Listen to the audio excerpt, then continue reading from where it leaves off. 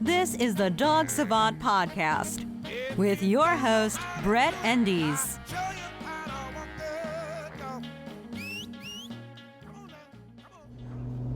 Hello and welcome to the Dog Savant Podcast. My name is Brett Endies. I am your host. I am a Los Angeles-based dog trainer. The purpose of this podcast is to share my accumulated experience and dog training knowledge to help you if you are a dog owner, dog trainer, client, somebody who wants to learn to understand their dog, train them better, understand them better, and of course resolve their behavioral problems. This podcast is for you. As I always talk about, first of all, if you're a new listener, welcome. I always encourage you to go back and listen to previous podcasts on subjects or all of them that may help you understand and lead you up to some future subjects and content that we're going to put out there. So welcome again. Thank you for listening. If you're a continued listener, thank you so much. If you're someone who's been giving me feedback, rating, reviewing, sharing your questions that I can answer on the show, I am gracious for your existence. Thank you so much.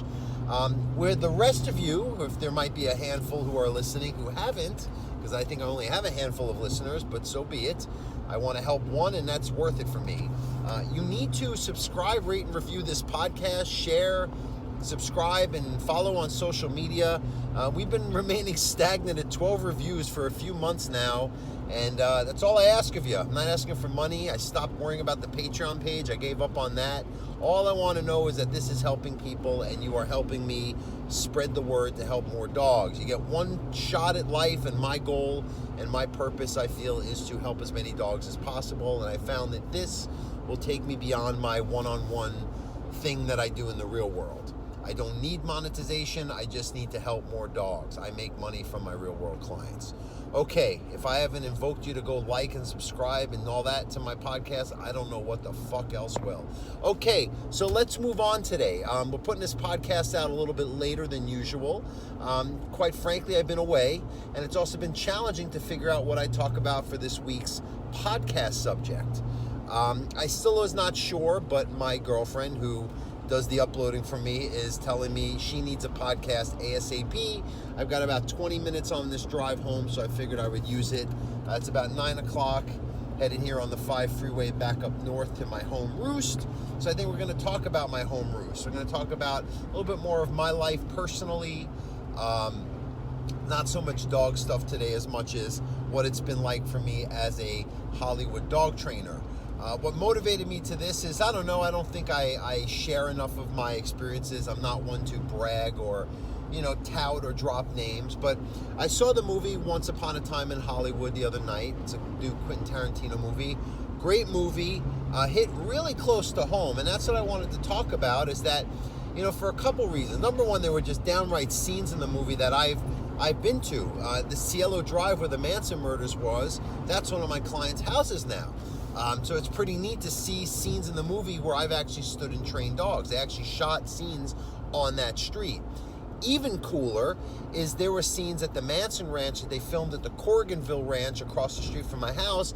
And in one of the scenes, I saw my property in the background. That's really fucking cool. With all the people I've met, all the people I know, and blah, blah, blah, that to me is one of my pinnacle Hollywood moments to date. And I've been out here 5 years, and it's been so many experiences, so many cool things, so many weird things, so many frustrating things, but that to me is a pinnacle of it all. So I think that's pretty fucking cool. So we're going to talk about Once Upon a Time in my Hollywood, because that's what you learn, is that someone could have been hot shit. They could have been so popular at one point in this town, and like that, they're forgotten, and they're just eaten alive into the ethos for more time to go by for the next thing to come about in the future, as far as what's hot, what's new, the new thing, whatever it is. So, it talks briefly about the movie if you haven't seen it. It's Leonardo DiCaprio. This is 1969 Hollywood. I assume he was very famous in the 50s, early 60s, and he's getting older. What his heyday is sort of waning, and it's showing his life now in Hollywood as his relevance decreases. Now, there's people that I know. Look, I'll talk firsthand. I was living in the guest house of Eric Roberts. Now, if you know Eric Roberts, his sister Julia, his daughter Emma, this man was big time in the 80s. He was the Pope of fucking Greenwich Village. He was in Best of the Best. This was big time shit, and through whatever reasons, his popularity waned, and now he's just kind of living, and he's a B actor, C-level, doing his thing, working for a living. But, I saw it. I saw how he went from a somebody to just another guy in this town, and sure, people recognize him. But when you don't have juice, and you're not the hot fucking thing, trust me, I've never been the hot thing, but in the little dog community for a 6-month period, I was the next one. Boy, do people change on a dime when you're not. And you have to learn to accept that, because this unlike other places where you will live and create family history and, just your own personal story, there's too many personal stories going on a level that is unfathomable as far as the popularity and the money and the affluence that is, that even when you are hot shit, there's somebody who's even hotter. So even then, within being hot shit, you're still going to feel diminished. This town will ruin your psychology if you let it. It almost did it to me, until I came to terms with what's going on, being at peace with it, and learning how to work it to my advantage so I can make my mark in my own world, not in this town, but in the world, in the lifetime you get.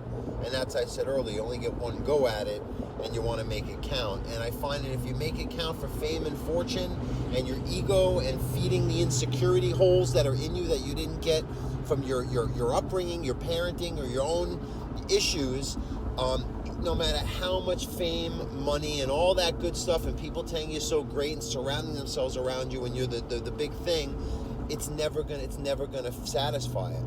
You have to do it within. You have to know in your heart that you're doing something for yourself to benefit the world, not just for yourself. I hope that makes sense, but really what I'm trying to say is that I came to this town with big dreams. I lost everything. I said in a previous podcast what had happened at 40 years old and what prompted me to take a last Hail Mary to move out here to try to become a celebrity dog trainer, get a show, blah, blah, blah, blah, blah. And I also talked about how I did get a show. I shot a pilot for Nat Geo Wild, and I was going to be replacing Cesar Millan. I had the same manager, the same production team. Everything was in place where I'm the next new dog whisperer, part 2, right? They all failed me. I got a lot of lies told to me. But boy, for that 6 months when everyone heard that I was the guy, you would be astounded at what kind of people come out of the woodwork, what kind of girls want to date you, all this shit just because they caught wind that you're going to be the next hot thing, that just as quickly when you're not, these people disappear. And that's what this town does. It inflates and deflates around you based on where you're at, not who you are, but where you're at in the status and the juice that you have in the Hollywood game. That to me is not real living. And that's where, if you're going to play this game, because I also have clients who weren't so affected and they were hot at one point, maybe they're lesser, or maybe they just took a total career path. I have friends that are comedians that, would do stage time and have a special and get a little gig on a sitcom, and now they're selling real estate, and they're okay with it because they know that in their heart they're doing something that's more soulful from where they're at, where other people stuck with it and they feel that the comedy game is worth it for them because they're feeling that what they're providing is helping and creating a positive influence on others, right? So again, I'm not saying that it's all bad. I think that it's what you make of it. But I find a lot of people come in here and have this false feeling of relevance, and in 10 years, no one's going to know you existed. When you die, the only people who might remember you is your relatives, and I feel that all this shit is not a priority in this town. So, with that said, what have I been doing? Well, as we know, I didn't get the Nat Geo show because I'm not on Nat Geo, but I did get the show The Untrainables, which gave me a tiny little level of juice in a very tiny little online show community. And even then, now that it's gone, it's like it never happened. And that's, I know, take this as a cautionary tale, take this for what you will, but I just want to share with you that it's not how people present it. Cesar Millan, I know for a fact, is not the happiest guy in the world, although I think he's fulfilling and actuating his potentials. I think a lot of it is, he's lost sight. He's too into Hollywood, and I'm not jealous. It's good for him if he's giving a good message. Hey, it helps me if I can point people to a show or a book to read that's going to complement the work that I'm doing with them in the real world, right? So, all for him. But in the same token, if he goes enough time without a show or any kind of media being put out there, he'll be forgotten within a generation too. I mean, there's people who, and that was the point of the movie, Once Upon a Time in Hollywood, there's someone who that was it. unless you're a rare flash like, Elvis or something like that, there's a good chance even if you were quote unquote famous, you will be forgotten soon enough. So I just find that, and this just goes for everyone who wants to get their internet stardom, they want to be the next influencer, you have to put your ego in check, because it's only going to end up hurting you, because the level of disappointment to be built up and then just let go to crash back down to earth, it's devastating, and it can ruin people who have all their eggs in those baskets. Thank God I had a client base and I have a fruitful business, so I didn't even need to fall back on anything. If anything, doing a show took me away from my actual means of income that I'm doing well on. So, luckily for me, but there's these actors, I feel so bad for some of these people where they might get a gig and then years go by before they even have any type of income. And their head is getting so fucked within the process because they don't even understand the dynamics. Just like when I first moved here, I had such an impression of Hollywood in this game that is 180 from what's really going on by living it and really understanding it after being here, for a certain amount of years. All right, so anyway, let's move on. I'm almost home, but I want to just, finish talking about what's been going on here. Last week I was in Montana. Amazing. What a crazy, wild place. Boy, I loved it there. What I did, I spent a week learning how to build a hand-built log home with Montana Al Anderson. If you ever are interested in doing something like that, it is an experience. I said it was like going back to camp at 45 years old. It's the Montana School of Log Building. His name is Al Anderson. He does once in a while classes. Just the experience of being around my man Al in itself is something, but learning from this guy, I say the way I'm passionate, the way that I just want to share my knowledge about dogs, this guy's doing with logs, and I learned a lot, and it was just awesome. Me and my girlfriend went up there. We spent the week on his property. Just amazing. I don't want to get too into it because it's not a log building podcast, but we're actually in the process of, we made an offer on a house. It's an existing log home that has an additional property connected to that. One day I want to be able to build one on myself, and it's always been a dream of mine. Everyone call it a bucket list, but it's something for almost 20 years I've wanted to do, and finally I had the opening, and I figured let's go for it. So that's where I was last week. Been doing a lot of traveling, but the log class was a cool experience.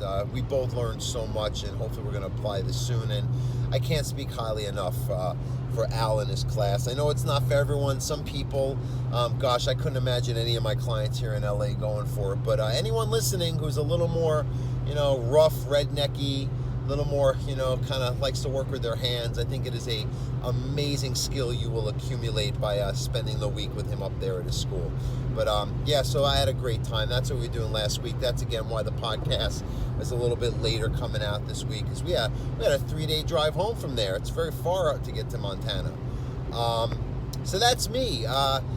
Just to recap, I want you all, if you haven't, just hit the goddamn subscribe button. Just hit the 5-star button and write a quick sentence about how this has helped your dog or what you think of me.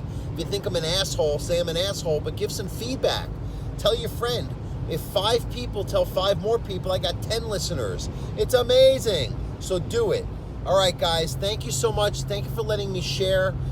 Sorry this wasn't a dog-related podcast, but maybe it'll help you learn about me and who your dog trainer guy is.